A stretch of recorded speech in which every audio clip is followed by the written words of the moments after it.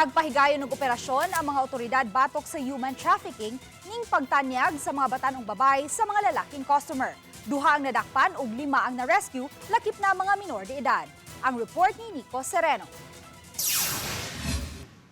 Human makadawat og impormasyon kabahin sa gingong pagtanyag og mga batanong babay sa mga customers dito sa lungsod sa Liloan, mihimo og monitoring og operasyon ang mga personnel sa NBI Cebu District Office. Sa nakumpirmar nila, mahitabo ang transaksyon o pag-offer ngadto sa mga kalalakin ang customers sa usa ka imnanan. Ang lalaking nadakpan ang gingong makikistorya sa mga nakainom, mutanyag kanila mukuha ba og babay para ma-take home o makahilawas nila. Siya na ang manawag sa iyang kontak kabahin sa transaksyon. Muduo siya per table, so na makita niya nga pulos ng lalaki, mo nang mo siyang mo-offer. Mo ito among na-establish. And then, once mo offer, mo na to, iya din ikuan, tawag din sa atong nasa tawagan, mo abot is kaning si Certain Bogart. Kung nga mga babay. Ang mga nagpakaroon ingnog customers nag-request og ubay-ubay nga mga babay nga mao'y naabot sa dapit ug sila ang na-rescue sa taga-NBI. Naluwas og gitugya na sa DSWD ang mga babayeng nagpangidaron og 22, 18, duha ka 16 anyos ug usa ka 14 anyos. Diha-diha giaresto ang duha ka gingong bugaw nga nag-edad og 29 ug 19 anyos. Gisulsul ra gid mi sa usa ka tawo. Wala na gid ta. Ano na gid ba? Kuway na ba?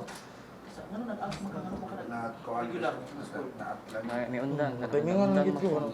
Nagundang. Basig kato siya kanang need siya manguan kay para maluwas siya. Nagmahay ang dinakpan silang gihimo kay miundang nagyud unta kuno siya. Ultimo rang taon mi sir. Kanang murag gyud ginamiga ra gid mo kanang nana kaila ra siya. Maluoy sad bianis mga kuan. Mga babae.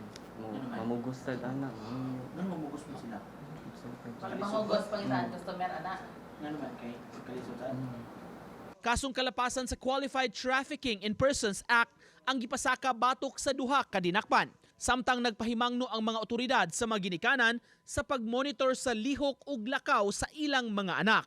The relationship with their children na dapat responsible parenthood ang ilang exercise, no? Kay bawo sila dapat kung asa ang ilang mga anak, especially kung gabi na, no? Makita nila may mga changes sa ilang lihok, no? Especially kaning mga minors, very crucial ang ilang ang ilang stage na dapat close monitoring. Uban ni Godfrey Relien, Nico Sereno, Balitang Bisdak.